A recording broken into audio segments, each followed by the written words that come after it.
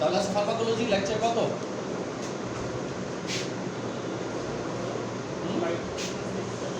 না 7 8 না টোটালটা না টোটালটা টোটালটা 3 ওটা গেছে 3 আর এটা থার্ড 6 নম্বর আজকে দিন 6 নাম্বার আজকে হবে 6 হ্যাঁ 7 নাম্বার না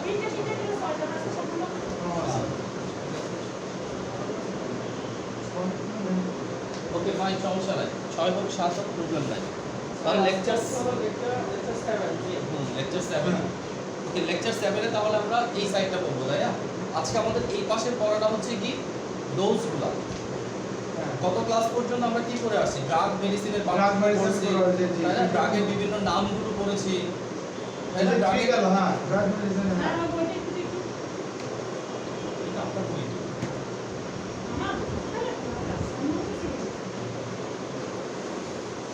ঠিক আছে, তাহলে আজকে আমরা পড়বো ডোজ অফ ড্রাগ। কি dose of different dose of drug of drug. ঠিক আছে, ড্রাগের ডিফারেন্ট ডোজগুলো আজকে আমরা একটু আলোচনা করব। স্যার আমারটাই ঠিক আছে দেখছো সাধারণ না ছয় ছয় হবে? আচ্ছা আমার লেখা সমস্যা নাই। ওখানে 3 আছে এখানে 3 আচ্ছা সমস্যা নাই। কত আছে তাহলে ডিফারেন্ট ডোজ অফ ড্রাগ যদি আমরা চিন্তা করি, কি কি ডোজগুলো আছে আপনারা সিরিয়ালি একটু বলেন। আমরা যে ডোজগুলো আজকে পড়াবো, ঠিক আছে, একটা হচ্ছে কি common term dose, dose doses, doses doses form. এরপরে কি আছে? পোস্টার ডোজ, তাই না? Difference of doses of effective dose poster dose.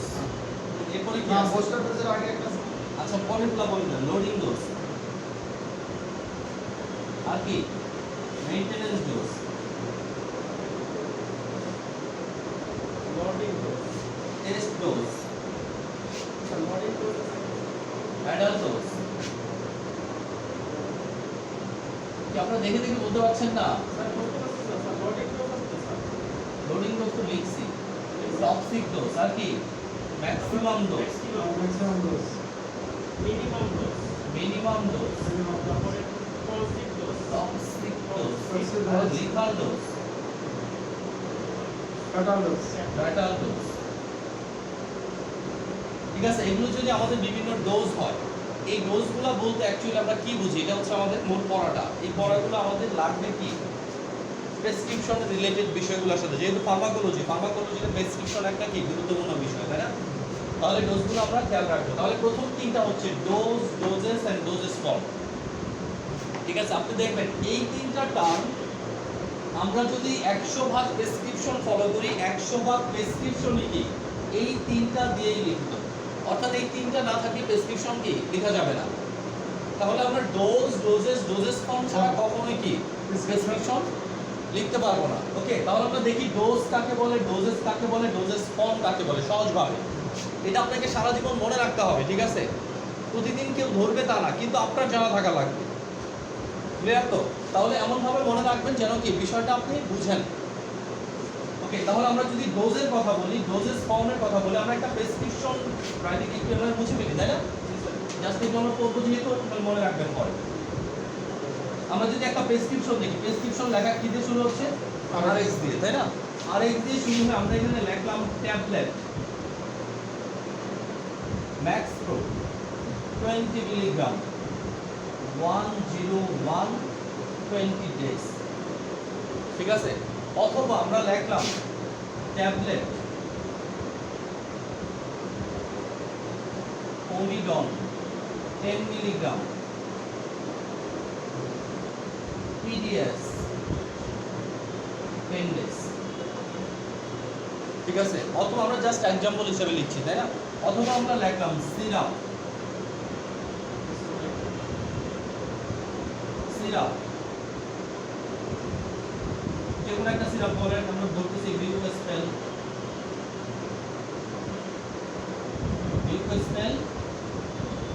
একটা 100 ml, এটা আমরা ধরতেছি 2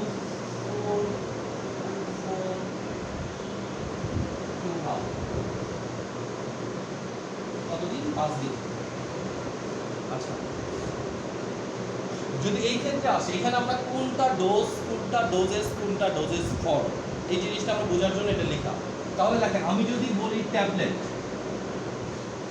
এই জিনিসগুলো মনে রাখতে হবে। আমি যদি বলি 20 মিলিগ্রাম, আমি যদি বলি কয় বেলা খাচ্ছে, আমি যদি বলি কতদিন খাচ্ছে, আবার এই কয় বেলা খাচ্ছে এটাকে আমরা কি শর্ট ফর্মেও ইউজ করতে পারি।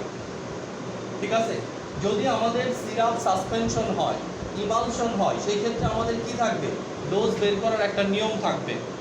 ঠিক আছে, যে সিরাপ সাসপেনশনে কি দেওয়া থাকে, ম্যাক্সিমাম সিরাপে দেওয়া থাকে যে 250 মিলিগ্রাম পার 5 ml। যে আপনি যখন পাউডারটাকে রিকনস্টিটিউট করবেন তখন কি প্রতি 250 ml এ কত আছে, 5 ml আছে, অথবা পানিটার ভিতরে কি প্রতি 3 ml, 5 ml, 10 ml এর ভিতরে কি একটা নির্দিষ্ট মান দেওয়া থাকবে। পেডিয়াট্রিক ড্রপ যদি দেন তাহলে 1 ml এ কি 80 মিলিগ্রাম 1 ml, তার মানে 1 ml পানি যদি খান 80 ml ওষুধ কি হবে শরীরের ভিতরে ঢুকবে। এইভাবে কি প্রত্যেকটা সিরাপের গায়ে বা সাসপেনশনের গায়ে কি লেখা থাকে, এইটা দেখে আপনাকে বের করতে হবে। কারণ সিরাপ সাসপেনশনগুলো ম্যাক্সিমামই কার জন্য, বাচ্চাদের জন্য। তাহলে বাচ্চার ক্যাটাগরি আলাদা না, এই বাচ্চার ক্যাটাগরিতে ওষুধ দিতে হয় কি দিয়ে, বাচ্চার ওয়েট দিয়ে। বাচ্চার ওজন কত, বাচ্চার ওজনের উপর ডিপেন্ড করে কি বাচ্চা কতটুকু ওষুধ খাবে।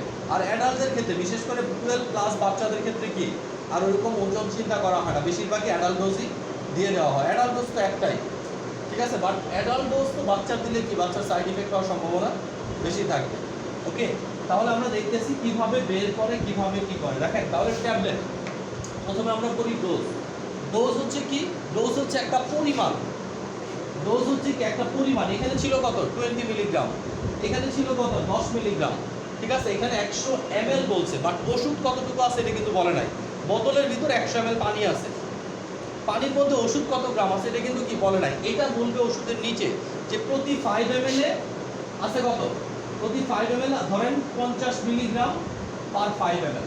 এখন কিন্তু আমরা বের করতে পারবো ওষুধ কতটুকু আছে। 5 ml এ যদি 50 মিলিগ্রাম থাকে তাহলে 100 ml এ কতটুকু আছে বলেন তো, 50 মিলিগ্রাম যদি থাকে,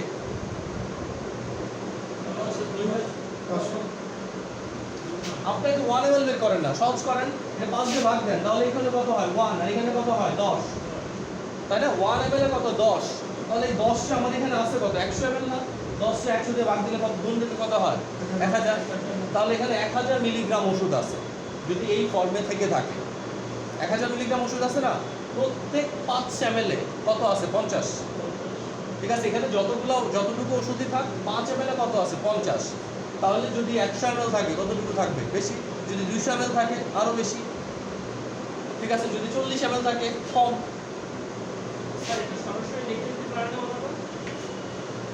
এরা তো এটা দেয় শিক্ষিত মানুষের জন্য, তাই না, যারা এমবিবিএস পাস করে আসছে। তো আপনাকে ওই লেভেল পর্যন্ত যেতে হবে না এই ওষুধ লেখার জন্য, নাহলে এই ওষুধ খালি খাবেন, লিখবেন না। যদি কখনো এই ওষুধ আরেকজনকে দেন আপনাকে এতটুকু শিক্ষিত হতে হবে, এটা একটা স্ট্যান্ডার্ড। ঠিক আছে, ওরা তো সব কিছুই দিতে পারে, কিছু নাও দিতে পারে, বলতে পারে ফার্মাসিউটিক্যাল থেকে ওষুধ নিয়ে খাবেন, সবাই ফার্মাসিউটিক্যালের সামনে লাইন ধরবে প্রেসক্রিপশন নিয়ে, তাই না। বলছে ওষুধ দিয়ে যারা কাজ করবে তাদের একটা মিনিমাম স্ট্যান্ডার্ড থাকবে। স্ট্যান্ডার্ডটা হচ্ছে কি, এই প্যারামিটারগুলো তারা বুঝবে, ডোজ কি, ডোজেস কি, ডোজেস ফর্ম কি, তা না হলে তারা কি ওষুধ নিয়ে ডিল করার যোগ্যতা রাখে না। ঠিক আছে, একটা হচ্ছে কি আমি বলতেছি যোগ্যতা রাখেন না, এইটা হচ্ছে নৈতিক, আর আপনি জোর করে করতেছেন, এটা হচ্ছে আপনার কি অবৈধ কাজ। যেমন আপনার কি বিসিএস এ পাস করার যোগ্যতা নাই, আপনি মন্ত্রীর মাধ্যমে 50 লাখ টাকা ঘুষ দিয়ে দিয়েছেন, বাস পিএইচসি সবাই ভাগ করে নিয়ে আপনাকে ভাই ভাই কি করে দিছে, পাস করে দিছে। ভাই ভাই না, শুধু রিটেনের প্রশ্ন আউট করে দিছে। ঠিক আছে, প্রিলি প্রশ্ন কি আউট করে দিয়েছে, একেবারে সবগুলাই। যদি কারোর সামর্থ্য থাকে, খোঁজ খবর থাকে, সবগুলো আউট করে দেওয়া যায়, প্রিলি, রিটেন, ভাইবা। তার মানে কি আপনি এখানে নৈতিক অনৈতিকভাবে কি বিশেষ ক্যাডার হয়ে যাচ্ছেন না, যাচ্ছেন। ঠিক আছে, একই বিষয়। স্যার এখানে একটা কোশ্চেন স্যার, যে বাচ্চাদের ওজন মাপার পরিবর্তে দেখা যায় বাচ্চাদের মাস হিসাব করে ওষুধ দেওয়া হয় স্যার। বাচ্চার বয়স এই কয় মাস স্যার, এটা কি তাহলে যৌক্তিক? দেখেন, যদি এটা যৌক্তিক হতো, ঠিক আছে, যদি এটা যৌক্তিক হতো, মানে এটা অযৌক্তিক আমি বলছি না। কারণ কি ওষুধ দেওয়ার সিস্টেম দুইটা, একটা হচ্ছে এইজ অনুযায়ী, বয়স অনুযায়ী। ঠিক আছে, যে 1 থেকে 2 বছর বয়সী বাচ্চার জন্য এরকম, 1 থেকে 2 বছর বয়সী বাচ্চার জন্য ধরেন কি হাফ চামচ, 2 থেকে 5 বছর বয়সী বাচ্চার জন্য 1 চামচ, 5 থেকে 7 বছর বয়সী বাচ্চার জন্য 1.5 চামচ। এটা একটা কি জেনারেল হিসাব। বাট আপনি চিন্তা করেন একটা ছেলের বয়স 5 বছর, ঠিক আছে, 5 বছর বয়সে একটা ছেলের ওজন 40 কেজি, আরেকটা ছেলের বয়স 5 বছর, ওজন 20 কেজি। এখন এই দুইটা ছেলে যদি একই ওষুধ নিয়ে আসে, একই মাত্রায় যদি ওষুধ দেন, তাহলে কি এটা হয় এটা কাজ করবে না, তাহলে এটা সাইড ইফেক্ট দিবে। ওষুধ যদি বেশি দেন এটা কি হবে, সাইড ইফেক্ট দিবে। ওষুধ যদি কম দেন এটা কি হবে না, কাজ করবে না। বাচ্চার ওষুধ সবসময় দেখবেন পেডিয়াট্রিক ডাক্তার কখনো এজ দিয়ে ওষুধ দেয় না। ডাক্তারের রুমে ঢোকার আগে কি করে নেয়, বাচ্চা মেশিন আছে যেরকম সবজি মাপে, সবজি মাপার মেশিনে কি করে বাচ্চার ওয়েটটা নিয়ে নেয় বাচ্চার ওয়েটটা প্রেসক্রিপশনের সামনে কি লিখে তারপরে ডাক্তারের কাছে পাঠায়। তার মানে আপনাকে যদি অ্যাকুরেট প্রেসক্রিপশন দিতে চান বাচ্চার ক্ষেত্রে, আপনাকে ওয়েট দিয়ে দেওয়াটা বুদ্ধিমানের কাজ, ঠিক আছে। আর যখন বাচ্চার বয়স বেশি হয়ে গেছে তখন ওয়েটটা কি ইম্পর্টেন্ট না। ওয়েট হলে আমি ডাবল ডোজ দেবো তখন, যেমন অ্যাডাল্ট ডোজ। বুঝেন একটা লোকের ওজন কত, 5 ফিট 6 ইঞ্চি একটা লোক, যার ওজন হচ্ছে 60 কেজি বা 70 কেজি, একে আমি অ্যাডাল্ট ডোজ দিতে পারি। যদি ওজন হয় 120 কেজি, একে আমি অ্যাডাল্ট ডোজে দিলে হবে না, একে কী করতে হবে, ডিএস ডোজ দিতে হবে। যেমন আমি যদি একে সেফুরোক্সিন দিই 500 মিলিগ্রাম দিব নর্মালি সামান্য রোগের জন্য, কারণ 250 মিলিগ্রাম এর কি কাজ করবে না ওইভাবে, ঠিক আছে। দেখেন ডাক্তারি জিনিসটা কমন সেন্স, ডাক্তারি জিনিসটা জেনারেল সেন্স। কারণ রুগী আপনার কাছে থাকবে, বুদ্ধি বিভাগ সব কিছু আপনার সামনে, আপনার চোখের সামনে, আপনার এখানে বইও কাজ করবে না। হোমিওপ্যাথি হলে ভালো হতো না, রুগীরে বসায় রাখা মিলে ওষুধটা দিতে পারতেন, কিন্তু এখানে আপনি রুগীর সামনে, রুগী এখানে কি আপনাকে জাজ করবে যে আপনি কি করতেছেন, আপনার কথাবার্তা শুনে রুগী আপনাকে জাজ করবে, ঠিক আছে। এখন বলেন যে রুগীর সম্মান দুইভাবে করবে, একটা আপনাকে ফার্মেসি ম্যান হিসেবে সম্মান করবে, ঠিক আছে, অ্যাজ ইউজুয়াল, ঠিক আছে এই দুটো ওষুধ দেন কেন এটা। আবার আরেকটা কি আপনাকে প্র্যাকটিশনার হিসেবে সম্মান করবে, ঠিক আছে। যদি দুইটা সম্মান দুই রকম, দুইটা সম্মানের লেভেলও আলাদা। এই লেভেলটা তখনই চেঞ্জ হবে যখন আপনার লেভেল কি হবে, চেঞ্জ হবে। যদি আপনার লেভেল চেঞ্জ না হয় তাহলে কি একটা নর্মাল, বোঝেন না ক্যাটাগরিটা কিসের জন্য আলাদা হয়ে গেছে। চাকরির ক্যাটাগরিগুলো এরকম হয়েছে না, এখন একই মাস্টার্স পাস চাকরি করতেছেন, ঠিক আছে। আপনি বিসিএস ক্যাডার, আপনার সম্মান কি আরেক ধরনের। আপনি কি একটা মনে করেন যে প্রাণের অর্ডার নিচ্ছেন, ঠিক আছে, রিপ্রেজেন্টেটিভ, তাহলে দোকানদারের কাছে দিলে আপনার কি এরকম, আপনার নিজের অবস্থাটা কি উন্নত করতে হবে, ওকে। তাহলে এখানে আমরা কি দেখছি, ডোজটা দেখছি। ডোজটা মানে কি পরিমাণ, একটা নির্দিষ্ট সময়, কোনো একটা নির্দিষ্ট সময় এট এ টাইম আমরা যতটুকু ওষুধ খাই ওইটুকু ওষুধের ডোজ। যেমন এখানে আমি কি সকালবেলা কত মিলিগ্রাম খেয়েছি, 20 মিলিগ্রাম, তাহলে সকালের এই ম্যাক্সিমাম ডোজ কত ছিল আমার, 20 মিলিগ্রাম। আর এখানে আমি কত এমএল খেয়েছি, 2.5 ml, তাহলে 2.5 ml আমার সকালের ডোজ ছিল। তাহলে ডোজ মানে কি পরিমাণ, একটা নির্দিষ্ট বেলাতে বা একটা নির্দিষ্ট সময় আমি যতটুকু ওষুধ একবারে খাবো ওই অ্যামাউন্টটা বা ওই পরিমাণটাই কি ডোজ। তাহলে ডোজটা কি বোঝাচ্ছে, পরিমাণ। ডোজেসটা কি, ডোজেসটা হচ্ছে অ্যামাউন্ট মানে পরিমাণ, এই পুরাটা জুড়ে অ্যামাউন্ট মানে কি পরিমাণ। ফ্রিকোয়েন্সি, ফ্রিকোয়েন্সি মানে কি কতবার খাবে, নাম্বার অফ ডোজ, কতগুলা ডোজ দিবে। তাহলে এখানে দেখেন 20 মিলিগ্রাম করে দিনে 2 বার 20 দিন খাবে, তাহলে কত ঘন্টা পর পর খাচ্ছে, 12 ঘন্টা পর পর খাচ্ছে। ফ্রিকোয়েন্সি কত, 12 ঘন্টা, দিনে 2 বার, কতগুলা ডোজ খাচ্ছে, 40টা ডোজ খাচ্ছে, ঠিক আছে। 20 দিনে কয়টা ডোজ খাবে, 40টা ডোজ খাবে। তাহলে আমি দেখতেছি 20 মিলিগ্রাম করে, দেখেন একটা নির্দিষ্ট অ্যামাউন্ট 20 মিলিগ্রাম করে দিনে 2 বার 20 দিন খাবে, এই টোটালটা হচ্ছে কি ডোজেস।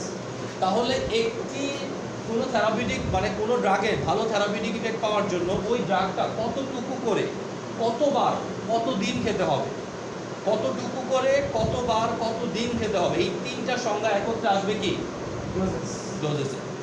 ক্লিয়ার কি না, ডোজটা হচ্ছে শুধু পরিমাণ, একটা এই পরিমাণটা আবার না। এখন যদি আমি 2টা খাই তাহলে ডোজ হয়ে যাবে কত, 40 মিলিগ্রাম। মানে আমি এট এ টাইম একটা ওষুধের যতটুকু খাচ্ছি, যে পরিমাণ আমি গ্রহণ করতেছি ওইটাই কি ওই ওষুধের ডোজ, ঠিক আছে। তাহলে ডোজ মানে ওষুধের এখানে আমাকে 20 মিলিগ্রাম দিয়ে এখানে কি দুইটা দিয়ে দিছে। এখানে কি লাগছে 20 মিলিগ্রাম, এখানে লাগছে কয়টা? দুইটা। ঠিক আছে, তাহলে তো 40 মিলিগ্রাম কিন্তু আমার ডোজ কিন্তু তখন আর 20 মিলিগ্রাম না। ক্লিয়ার কি না? তাহলে ডোজটা হচ্ছে অ্যামাউন্ট, পরিমাণ, আর ডোজেসটা হচ্ছে কি অ্যামাউন্ট, কতবার, ফ্রিকোয়েন্সি, নাম্বার অফ ডোজ, কতগুলো ডোজ খাবে। আর ডোজেস ফর্মটা কি? ডোজেস ফর্মটা হচ্ছে কোন ফর্মে আমরা ড্রাগটা খাচ্ছি।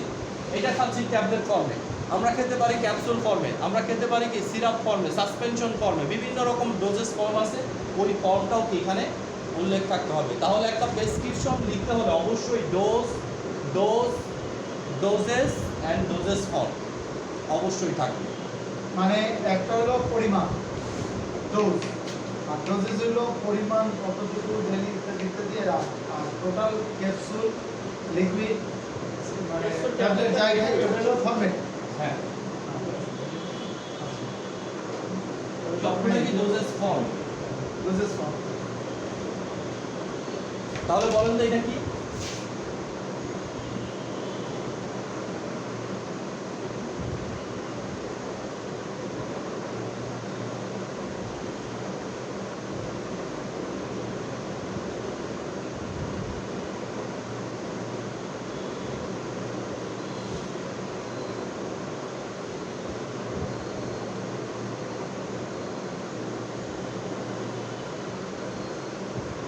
ওকে, এখন বলেন ডোজ কোনটা এখানকার? এই ওষুধ এইটুকু ডোজ কোনটা? আপনি বলেন জাকির স্যার, ডোজ কত এখানকার? ডোজ হলো 500 মিলিগ্রাম। 500 মিলিগ্রাম। ওকে, ডোজেস কি? টোটালটা মানে কি কি? সিম্যাক্স 500 মিলিগ্রাম, 500 মিলিগ্রাম দিনে একবার 7 দিন। 7 দিন খাবে। টোটালটা হচ্ছে কি ডোজেস। আর ডোজেস ফর্ম কি? ঠিক আছে, পেয়ার তো এটা ডোজেস আর ডোজেস ফর্ম। ওকে, এরপর আমরা আসি booster dose, loading dose, maintenance dose. Booster dose মানে কি? জাস্ট জিনিসগুলো বুঝে রাখেন। মাঝখানে পাবলিশ থেরাপিউটিক ডোজ, তাই না? ওই থেরাপিউটিক ডোজ হচ্ছে থেরাপিউটিক ইফেক্ট পাওয়ার জন্য যে ডোজগুলো কি কোম্পানি তৈরি করে দিচ্ছে। যেমন জিম্যাক্সের জন্য কি 300 মিলিগ্রাম দিছে, 500 মিলিগ্রামই দিছে। কারণ 500 মিলিগ্রামে কি হবে, জিম্যাক্স ম্যাক্সিমাম অ্যামাউন্টে ব্লাডে প্রবেশ করবে এবং কি শরীরে থেরাপিউটিক ইফেক্ট ঠিকভাবে দিবে। তাহলে থেরাপিউটিক কনসেন্ট্রেশন রক্তে পরিপূর্ণভাবে পাওয়ার জন্য যে পরিমাণ ওষুধ ইউজ করতে হয় তাকে থেরাপিউটিক ডোজ বলে। এবং আমাদের মার্কেটে ডোজগুলো কি থেরাপিউটিক ডোজেই দেওয়া থাকে, সেই জন্য এটা আমরা গুরুত্ব দিই। বুস্টার ডোজ কি জিনিস? বুস্টার ডোজ হচ্ছে প্রাথমিক ডোজের, আমরা যখন টিকা নেই, মনে আছে 1 2 3 এরকম 3 নাম্বারটাকে কি বলি? Booster dose. তাহলে প্রাথমিক ডোজগুলোর কার্যকারিতা ঠিক রাখার জন্য প্রাথমিক ডোজ দেওয়ার পরে লাস্টে যে ডোজটা দেওয়া হয় এটাকে কি বলা হয়? Booster dose. এই ডোজটা শুধুমাত্র ব্যবহার করা হয় কার জন্য? শুধুমাত্র ব্যবহার করা হয় টিকার জন্য। মানে কি যে আমাদের শরীরে রোগ প্রতিরোধ ক্ষমতা, হ্যাঁ, ভ্যাকসিনেশন ছাড়া এটা কি খুব একটা ব্যবহার করা হয় না। এই বুস্টার ডোজ শুধুমাত্র এই টার্মটা ব্যবহার করা হবে ভ্যাকসিনেশন বা টিকার জন্য। ঠিক আছে, তাহলে বুস্টার ডোজ কাকে বলবো? যে টিকাতে আমরা কি 1টা 2টা 3টা 4টা 5টা ডোজও দিতে পারি। তাহলে 5টা ডোজের প্রথম 4টা ডোজের কার্যকারিতা ঠিক রাখার জন্য লাস্টে আমরা যে ডোজটা দিব ওটাকে আমরা কি বলি? হ্যাঁ, ওটাই হচ্ছে বুস্টার ডোজ। ওকে, লোডিং ডোজ কি জিনিস? লোডিং ডোজ হচ্ছে যে আমরা যদি কখনো দেখি যে রোগীর অবস্থা কি আজকে, মানে এখন যে রোগীর অবস্থা আছে, রোগীর অবস্থা এখন ক্রিটিক্যাল, তাহলে ক্রিটিক্যাল হলে আমরা এইভাবে দিতে পারি 500 মিলিগ্রাম করে। এটা কি 2 বার বললাম, ঠিক আছে, একটা ডোজ বা আজকের দিন। এরপরে কয়টা? একটা করে 6 দিন খাবে। বুঝেন, আজকে যেহেতু রোগী প্রথম ওষুধটা খাচ্ছে, তার মানে তার রক্তে কি অ্যাজিথ্রোমাইসিন নাই। সেই জন্য আমি কি অ্যাজিথ্রোমাইসিন রক্তে যাওয়ার জন্য অ্যাজিথ্রোমাইসিন একেবারে কত 1 গ্রাম ব্যবহার করব। ঠিক আছে, অ্যাজিথ্রোমাইসিন 1 গ্রাম ব্যবহার করলে কি রক্তে বেশি পরিমাণ যাবে না। 500 দিলে যতটুকু যাবে, 1000 মিলিগ্রাম দিলে কি তার বেশি পরিমাণ যাবে না। এরপরে কি রক্তে তো অ্যাজিথ্রোমাইসিন থাকবেই, তাই না? পুরাটা তো যাচ্ছে না। এরপরে আমি কি করব? একটা একটা করে খাবো। তাহলে আমরা কি বলতে পারি যে থেরাপি শুরুতে, ঠিক আছে, থেরাপিউটিক কনসেন্ট্রেশন পাওয়ার জন্য নর্মাল ডোজের চেয়ে যে অধিক পরিমাণ ড্রাগ আমরা ব্যবহার করতেছি মাঝে মাঝে, এটাকে কি বলা হচ্ছে? Loading dose. যে আমি সিপ্রোফ্লক্সাসিন বলতেছি আজকে 2টা খাবেন, কালকে থেকে কি একটা করে খাবেন, বা আজকে সকালে একটা করে 2টা খাবেন, প্রথম ডোজটা কিন্তু, মাঝখানের ডোজ বা শেষের ডোজ না। আজকে কি 2টা দিয়ে শুরু করবেন, মনে করেন আজকে সকালে 2টা খেলেন, রাত্রে কি একটা, পরের দিন থেকে কি পরের ডোজ থেকে একটা করে। তাহলে এই যে প্রথমে যে আমরা অতিরিক্ত পরিমাণের ওষুধটা খেলাম, এই অতিরিক্ত ওষুধটাকে আমরা কি বলতেছি, পরিমাণটাকে লোডিং ডোজ বলতেছি। Loading dose. ঠিক আছে, তাহলে কোনো ডাক্তার যদি প্রথমে 2টা খেতে বলে, এইটাকে আমরা কি বলবো, লোডিং লোডিং ডোজ। ডোজ। ঠিক আছে, বলবো না যে আরে এজিথ্রোমাইসিন ডোজ হচ্ছে একটা করে, ডাক্তার দিল 2টা করে, এটা না, এটার নাম কি লোডিং ডোজ। এরপরে মেইনটেনেন্স ডোজ। মেইনটেনেন্স ডোজ কাকে বলে, দেখেন আমরা একটা ওষুধ আপনাকে দিলাম, ঠিক আছে, এই ওষুধটা আপনি খাচ্ছেন, তার 12 ঘন্টা পরে এই ওষুধটা খাচ্ছেন না, মেইনটেনেন্স ডোজ। হ্যাঁ, তাহলে দেখেন এই ওষুধের কার্যকারিতা ঠিক থাকবে যদি আমি এই সময় এই ওষুধটা খাই, যদি এটা না খাই পরের দিন খাই, তাহলে কিন্তু ওষুধের কার্যকারিতা শেষ, আবারও নতুন প্রথম থেকে শুরু হবে, কারণ রক্ত থেকে ওষুধটা কি হবে, বের হয়ে যাবে। ঠিক আছে, তাহলে দেখেন এই প্রথম ডোজের কার্যকারিতা ঠিক রাখার জন্য প্রথম ডোজের পরে আমরা একের পর এক যে ডোজগুলো খেতে থাকি, প্রত্যেকেই কি প্রথম ডোজের মেইনটেনেন্স ডোজ। ঠিক আছে, স্যার ওই যে রাতে যদি না খায় তারপরে যে থেকে আবার ডোজ প্রথম থেকে শুরু হবে, মানে ওষুধের কার্যকারিতা প্রথম থেকে শুরু হবে, কারণ আপনার রক্ত থেকে তো সব ওষুধ বেরিয়ে হয়ে গেছে ততক্ষণ। তাহলে আমি তাকে যে 5 দিন খেতে বললাম, তো প্রথম দিনটা তাহলে কি বাদ হয়ে যাবে, তাহলে তো 6 দিন খেতে হবে। আপনার কথাই আমি বুঝি না, কি প্রশ্ন করছেন? ওই যে প্রথমটা তার যে সে রাতে যে খেলো না, তারপরে দিন থেকে সে আবার যে খেলো, তারপরে কার্যকারিতা শুরু হলো, তো তার ওইখান থেকে সে কি 5 দিন মেনটেন করবে? উচিত তো মেনটেন করা, যদি অ্যান্টিবায়োটিক হয় তাহলে মেনটেন করাই উচিত। ঠিক আছে, যদি এটা অ্যান্টিবায়োটিক হয়ে থাকে তাহলে মেনটেন করাই উচিত। যদি সে টানা একদিন না খায় তাহলে যখন মনে করবে সাথে সাথে পিলগুলো দেখেন না, যদি একদিন ভুলে যান কি, যখন মনে পড়ে সাথে সাথে খেয়ে ফেলতে হয়। যদি 2 দিন পরিমাণ ভুলে যায় তাহলে কি হয়, এই পুরো মাসটা অন্য কোনো প্রসিডিউরে কি চালাই নিতে হবে, পিলে আর কি কাজ করবে না। ঠিক আছে, এখানে আমরা ওষুধগুলোর কথা কেন বলতেছি আপনি বুঝেন, যে আপনি যদি মনে করেন 1 গ্লাস পানি নিছেন, এর ভিতরে কি 1 মুঠ চিনি নিছেন, কমন একটা আইটেম, তাহলে অনেক মিষ্টি হবে না। এই গ্লাস পানিটা একটা জগের ভিতরে দিয়ে দিলেন, কি হবে, মিষ্টি কমে যাবে না। জগটা একটা বালতির ভিতরে দিয়ে দিলেন, মিষ্টি একেবারেই কমে যাবে না। আপনি বুঝেন জিনিসটা, যে আমার রক্তের ভিতরে এখন ওষুধ ঢুকছে, তাহলে এখন ওষুধটা আছে সে রক্তের ভিতরে ঢুকতেছে। ঠিক আছে, এরপরে কি হবে, ওষুধটাকে আর এখানে থাকবে, অ্যাবজর্পশনের জন্য আর কিছুই থাকবে না, তখন শুধু কি হবে, ওষুধটা বের হয়ে যাবে। বের হয়ে যেতে যেতে ওষুধটা কি একটা নির্দিষ্ট ঘনত্ব থাকতে হবে রক্তের মধ্যে ওষুধের, যতক্ষণ এই ঘনত্বটা থাকবে ততক্ষণ সে কি জীবাণুর বিরুদ্ধে কাজ করবে বা রোগের বিরুদ্ধে কাজ করবে। এই ঘনত্ব থেকে নেমে গেলে কি আর কাজ করবে না। ধরেন অ্যাজিথ্রোমাইসিন 300 মিলিগ্রাম আপনার রক্তে ঢুকছে, অ্যাজিথ্রোমাইসিন যদি 50 মিলিগ্রাম পর্যন্ত রক্তে থাকে তখনও কাজ করে, 50 মিলিগ্রামের নিচে নেমে গেলে ধরে না কাজ করে না। তাহলে কি 300 মিলিগ্রাম থেকে 150 মিলিগ্রাম হতে কত সময় লাগে, এটি আমরা ওষুধের ডোজ হিসাব ধরি। যেমন আমরা সিপ্রোফ্লক্সাসিন বলতেছি কি 12 ঘন্টা, তাই না, সেফুরোক্সিন বলতেছি 12 ঘন্টা, সেফিকজিম বলতেছি 12 ঘন্টা, অ্যামোক্সিসিলিন বলতেছি 8 ঘন্টা। এগুলো কিসের জন্য বলতেছি, কারণ এদের হাফ লাইফ কত, 8 ঘন্টা। 8 ঘন্টা করে এই ড্রাগের যতটুকু রক্তে ঢুকে তার অর্ধেক হয়ে যায়। এখন অর্ধেক হতে যে সময় লাগে, বাকি অর্ধেক হতে কিন্তু সেম সময় লাগবে না। ঠিক আছে, তখন পরিমাণ অনেক কমে গেছে, দ্রুত বের হয়ে যাবে। এই অর্ধেকের সময় আমরা আরেকটা ডোজ খাচ্ছি, তাহলে কি আমরা ওষুধ খাচ্ছি, রক্তের ভিতরে ওষুধের ঘনত্ব বাড়তেছে, ওষুধের ঘনত্ব কমতেছে, অর্ধেক হয়েছে, অর্ধেক হওয়ার পর আমরা এখানে আরেকটা ডোজ খাচ্ছি, আবারও কি হচ্ছে, ওষুধের ঘনত্ব বাড়তেছে, আবারও কি কমতেছে, আবারও অর্ধেক বাড়তেছে কমতেছে। এইভাবে কি এই থেরাপিউটিক কনসেন্ট্রেশনের মধ্যে কি ওষুধটা থাকবে, এটা সারাক্ষণ কাজ করতে থাকবে। যখনই আমরা দেরিতে খাবো, 12 ঘন্টার জায়গায় আমরা 15 ঘন্টা 20 ঘন্টা পরে খেলাম, তাহলে এটা কই নেমে গেছে, অনেক নিচে নেমে গেছে না, তাহলে এখান থেকে আবার থেরাপিউটিক কনসেন্ট্রেশন পাওয়া কি তার জন্য কঠিন হয়ে যাবে, আবার ডোজটা কি আগের মতো করে কাজ করা শুরু করবে না, নতুন করে খেতে হবে আবার। অ্যান্টিবায়োটিক তো স্যার ভালো করে কাজ করবে, তো আবার পেশাবের মাধ্যমে তো বের হয়ে যায়। ওষুধ কাকে বলে, ওষুধ আর খাবারের মধ্যে পার্থক্য কি, খাবার আপনার শরীরের অংশে পরিণত হয়, ওষুধ কি শরীর থেকে বের হয়ে যায়। সেজন্য কি হালাল খাবার গ্রহণ করা ফরজ, হালাল ওষুধ না। ঠিক আছে, ওষুধ তো আপনার শরীরে অংশে পরিণত হবে না, খাইছেন কেমিক্যাল কাজ করে, প্যারাসিটামল খাইছেন, এটি কি রক্ত হবে, মাংস হবে, এটা কিডনি দিয়ে কি হবে, লিভারে মেটাবলিজম হবে, কিডনি দিয়ে বের হয়ে যাবে, এটা আপনার শরীরে থাকবেই না। ঠিক আছে,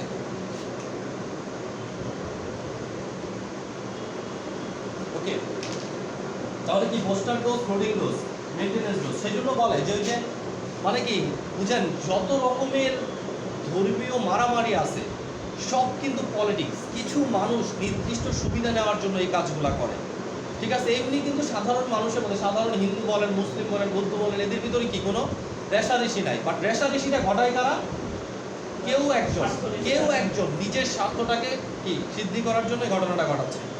ঠিক আছে, যেমন ধরেন অনেক সময় কি হয়, ক্যাপসুল তৈরি করে। ঠিক আছে, ক্যাপসুল তৈরি করতে শূকর এবং গরুর চর্বি লাগে। এখন শূকরের চর্বি, গরুর চর্বি, আপনি বলতে পারেন যে শূকরের চর্বি হারাম, খাওয়া যাবে না। ঠিক আছে, শূকরের চর্বি দিয়ে কি ওষুধ তৈরি করতেছে। ওষুধ কি আপনি খাবার হিসাবে খান? 3 বেলা ওষুধ ভাত খান, বা 3 বেলা কি সবজি খাচ্ছেন? খাচ্ছেন না তো। যখন আপনি অসুস্থ হচ্ছেন, রোগ থেকে বাঁচার জন্য কি খাচ্ছেন? ওষুধ দিচ্ছে। 5% 10% মদও কি ওষুধ হিসাবে জায়েজ আছে। ঠিক আছে, তারপর আপনার জীবন বাঁচানো ফরজ না? এই ফরজের জন্য আপনি যেটা করেন সেটা ঠিক আছে, কিন্তু এটা তো আপনি কেউ চিন্তা করে যে ওষুধ আমি খাবার হিসেবে খাচ্ছি। ঠিক আছে, যে খাবার হিসেবে খাচ্ছি চিন্তা করে না, তাহলে এটা তো কি খাবার না? যেটা খাবার না ওটা কি হালাল হারাম নিয়ে চিন্তা করে ওই অযথা সময় নষ্ট, খালি মারামারি। দেখেন হালাল সাবান ইউজ করছে না মাঝখানে, কে আনা কোনটার জন্য হালাল সাবান ছিল না, 100% হালাল সাবান। এগুলো কি শুধুমাত্র মানুষের মগজ ধুলায়। আপনি কি সাবান খাবেন? সাবান খাবেন, সাবান গায়ে মাখবেন, মেখে কি রেখে দিবেন? পানিতে ধুয়ে ফেলবেন, ধুয়ে ফেললে তো সব কি অপরিচ্ছন্ন জিনিসই মুছে যাবে। তো হালাল সাবান দিলে কি আর হারাম সাবান দিলে কি? সাবানের কাজ সফিটিফিকেশনের মাধ্যমে শরীরের ময়লাটাকে কি পরিষ্কার করা। যে ময়লা পরিষ্কার করবে ওটি আপনি কি ব্যবহার করতে পারবেন। দেখেন আমাদের সব সময় সব জায়গাতে আপনি দেখবেন ছোট ছোট জিনিস নিয়ে কি মতভেদ। আমরা বড় বড় দেখেন হানাফি, মোহাম্মদী, খুব বড় বড় পার্থক্য। আমরা কি একজন বলতেছি সূরা ফাতিহা পড়া যাবে, আরেকজন বলতেছি কি সূরা ফাতিহা নামাজে লাগবেই না। ফরজ, ওয়াজিব, সুন্নতে কারোর কোনো সমস্যা নাই। মুস্তাহাব ছোট ছোট বিষয়গুলো নিয়ে কি সবার মতভেদ। একজন বলে আমিন জুড়ে বলা লাগবে, একজন বলে আমিন জুড়ে বলে না। আমিন জুড়ে বলেন আর আস্তে বলেন, সমস্যা কি? একজন বলেন কি পায়ের সাথে পা লাগায় দাঁড়াইতে হবে, আরেকজন বলতেছে না একটু ফাঁকা থাকলেও সমস্যা নাই। সমস্যাটা কি? এই পায়ের দাঁড়ানো কি নামাজের ভিতরে ফরজ, সুন্নত, ওয়াজিব? প্রবলেমটা তাহলে কোথায়? তারপরও আমরা কি এটা নিয়েই লাগবে, এটা নিয়ে সারাদিন চর্চা। না আমি জুড়ে বলতে হবে, এই মুফতি বলছে, এই হুজুর বলছে, এই হুজুর বলছে, এই হুজুর বলছে, উনি আবার বলবে না জুড়ে বলা যাবে না, এই হুজুর, এই হুজুর, এই হুজুর। ইসলামের বিভেদ শুধুমাত্র কি ছোট ছোট জিনিসগুলো। শয়তানের তো এটাই চাল, আমরা মারামারি করবো অল্প অল্প জিনিসগুলো। কথা আছে, আপনি এইটা যদি ইসে দেন, আচ্ছা সমস্যা আছে, আমরা রাস্তা দিয়ে বাড়ি করবো না। দেখেন মোল্লারা আছে না, কাকু মোল্লারা, একটা জিনিস বুঝেন, আমি আপনার সামনে যেটা বলার সাহস রাখতেছি সেটা যদি আমি আরো 10 জনের সামনে বলার সাহস না রাখি তাহলে তো আমারই গর্ব। আমরা তো অশিক্ষিত মোল্লা, এই যে ঠিক আছে, বেসতে ব্রিজ পার হয়ে যাবে না, পৌঁছে রাখছে দেখতে হবে না, রাস্তা আছে বড়। আরে বেটা তোর কামড়ে বেসতে যাওয়া, তুই এত দরকার কি? এই কাম কর। আচ্ছা যাই হোক, ওটা সমস্যা না। আমরা আসলে এখানে মেডিকেল সায়েন্স পড়তে আসছি, মেডিকেল সায়েন্সের সাথে সবগুলো জিনিস কি অ্যাটাচড। ঠিক আছে, কারণ এখানে দুর্নীতির সবচেয়ে বড় সুযোগ, আবার এখানে কি ভালো কাজ করানোর সুযোগ অনেক বেশি। ঠিক আছে, আমরা এটা বারবারই বলি যে যে যানবাহনে আপনি উঠতেছেন তার উপরে ডিপেন্ড করেই কিন্তু বোঝা যাবে অ্যাক্সিডেন্টটা, তাই না? আপনি যদি রিক্সায় উঠেন অ্যাক্সিডেন্ট হলে কি হবে? হাত পা কেটে যেতে পারে। যদি বিমানে ওঠেন অ্যাক্সিডেন্ট করলে শেষ। মেডিকেল সায়েন্সটাকে মনে করেন এই বিমান, বিমানে লাক্সারি ফ্লাইট করে আপনি যাচ্ছেন, যদি অ্যাক্সিডেন্ট হয় মৃত্যুটা কি নিশ্চিত। ঠিক আছে, হয় আপনার মৃত্যু, না হলে কি আরেকজনের মৃত্যু। আজকে হলেও মারা যাবেন, কালকে হলেও কি মারা যাবেন। সো এখানে একটা বড় বিষয় যে আপনার যে কাজগুলাই করেন, একটা কথা চিকিৎসা শাস্ত্রে মনে রাখবেন, এটা আমরা বারবারই বলি যে আপনি কিন্তু রোগ ভালো করার কেউ না। কারণ এটা অ্যাজ এ মুসলিম হিসাবে আমাদের সবসময় বিশ্বাস রাখতে হবে যে রোগ আল্লাহ তাআলা দেয় পরীক্ষা করার জন্য। আল্লাহ তাআলাই ভালো করে পরীক্ষা করার জন্য। দুইটা কারণ কিসের জন্য? যখন আপনার রোগ হচ্ছে তখন আপনি শুকরিয়া আদায় করেন কিনা, যখন আপনি ভালো হয়েছেন তখন আপনি শুকরিয়া আদায় করেন কিনা। দুইটাই শুকরিয়া আদায়ের সময়, তাই না? কারণ রোগ যখন হচ্ছে তখন পাপ হচ্ছে না, কত পাপ ঝরে যাচ্ছে না। আবার যখন রোগ থেকে ভালো হচ্ছেন, আরাম পাচ্ছেন না, দুই অবস্থাতে আপনার কি শুকরিয়া আদায় করতে হবে। চিকিৎসকের কাজ কি?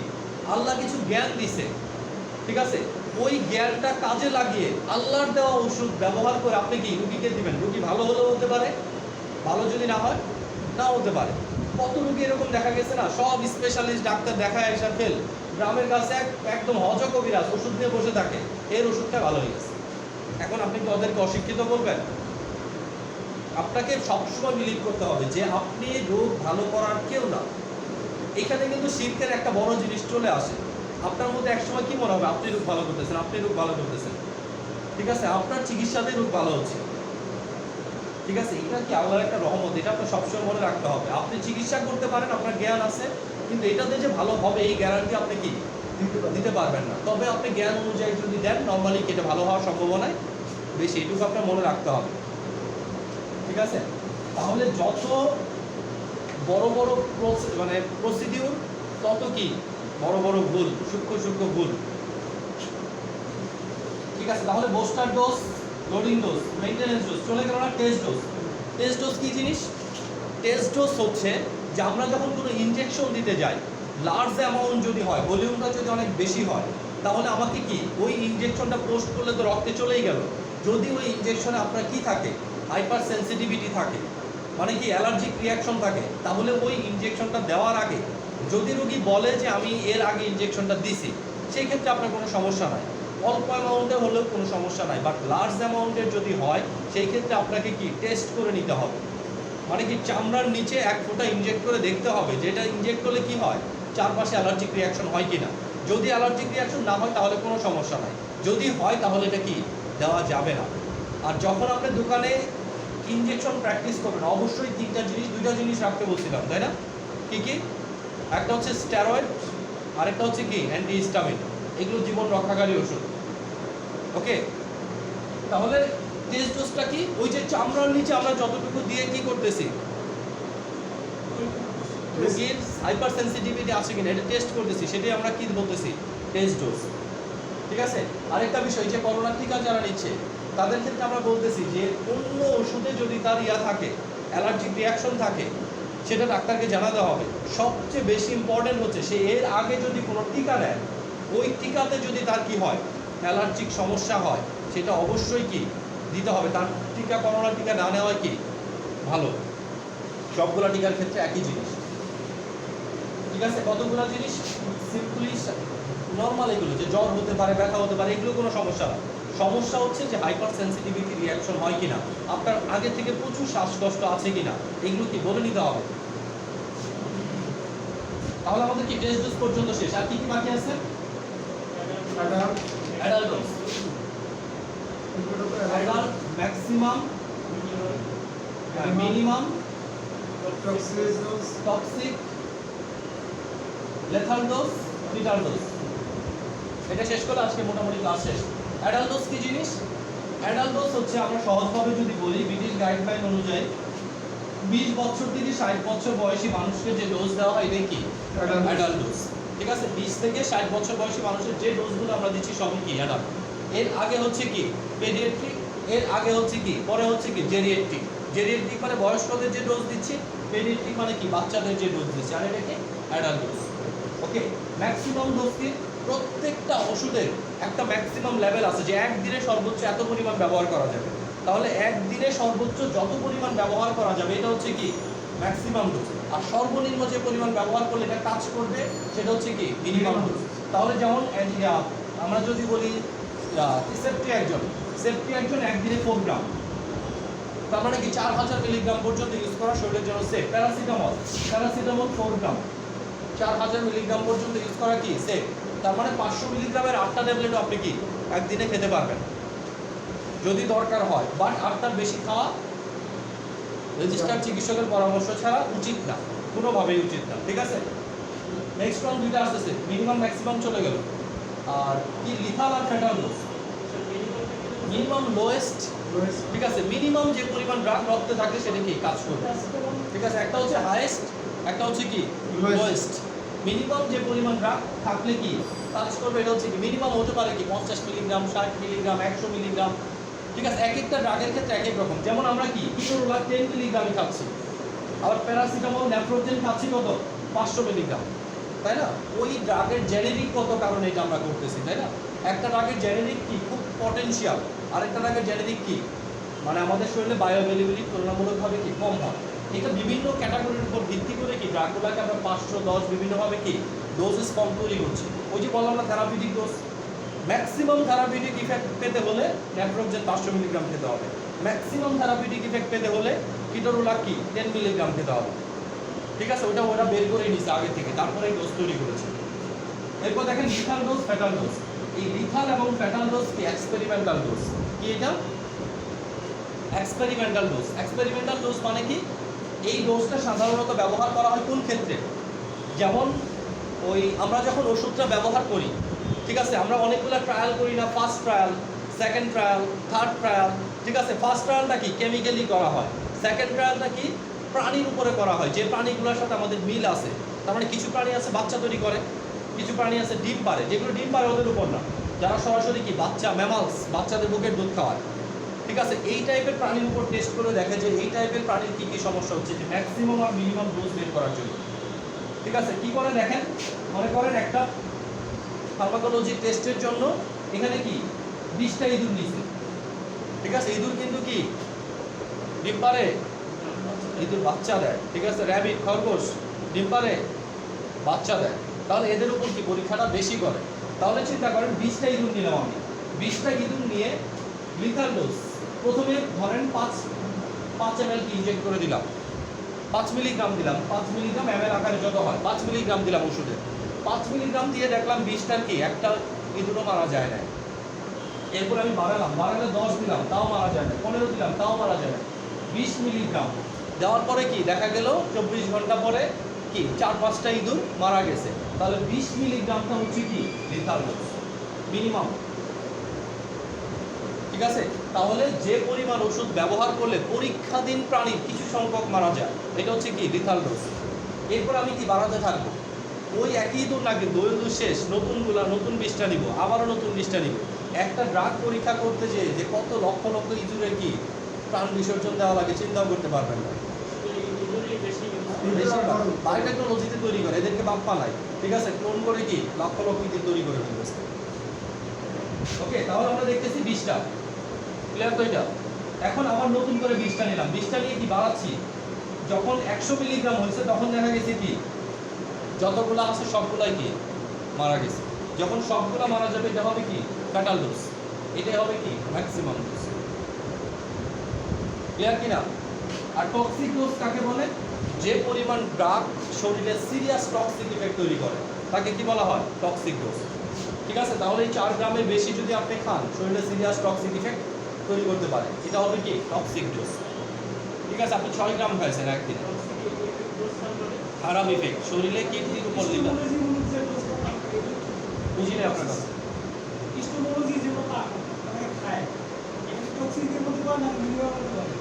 কত মিলিগ্রাম খাচ্ছে?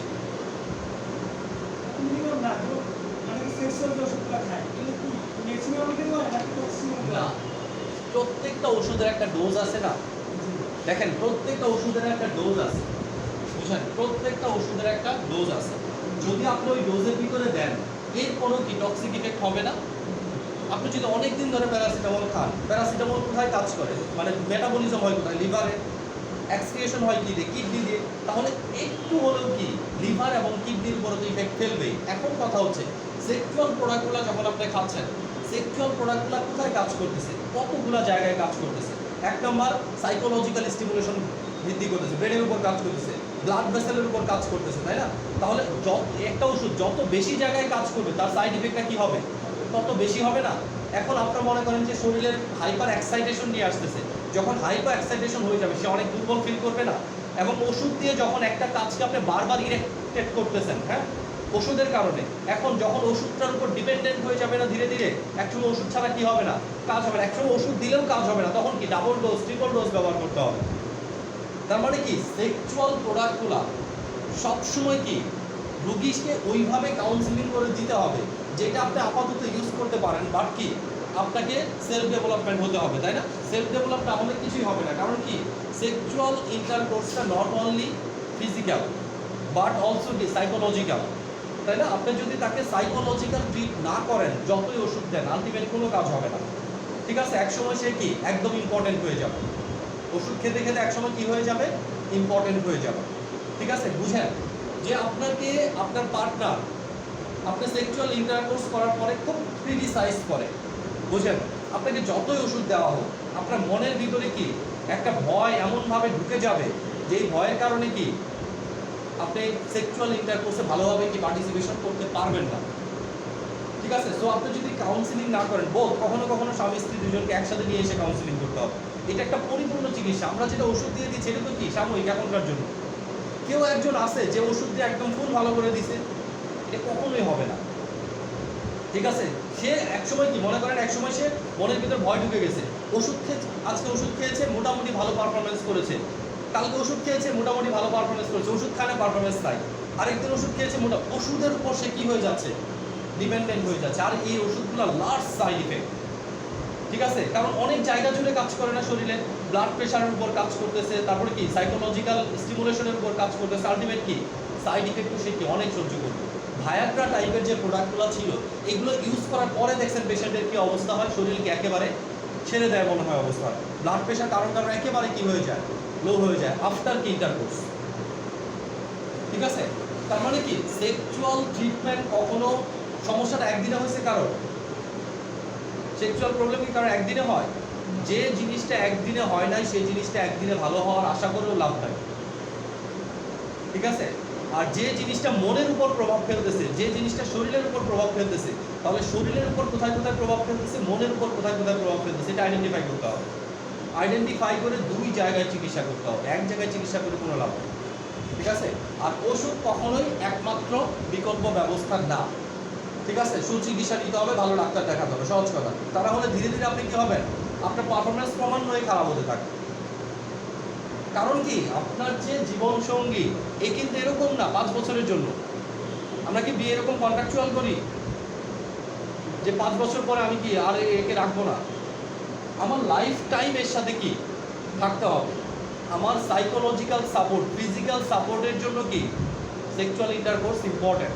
আমরা মাস্টারবেশন খারাপ বলি না, আমরা বলি কি হস্তমৈথুন আমাদের জন্য খারাপ, বাট এটাও মনে রাখতে হবে মাস্টারবেশনও কিন্তু আমাদের জন্য খারাপ না।